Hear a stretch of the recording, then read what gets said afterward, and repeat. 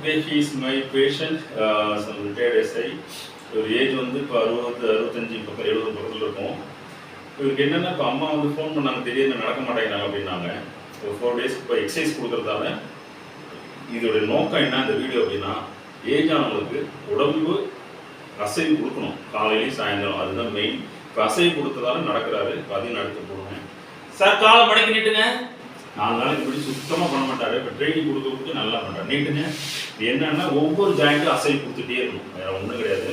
இதுதான் முக்கியம். நல்லா மடக்கி நீட்டுங்க. எல்லா ஜாயிண்ட்டும் அசைவு கொடுக்கும்போது அவங்க கொஞ்சம் ஆக்டிவிட்டி பண்ணும்போது நடக்க ஆரம்பிப்பாரு. சரி, மடக்கி நீட்டு. இந்த கால் மடக்குங்க. சூப்பராக பண்ணுறீங்க. Very good. நீட்டுங்க, மடக்குங்க, நீட்டுங்க. நல்லா எல்லா ஜாயிண்ட்டும் பண்ணிட்டாரு. இப்போ வீடியோ பார்த்து திரும்ப படிக்கிறேன்.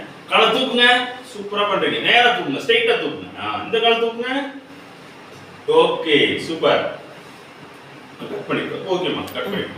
அது அழுதே அதே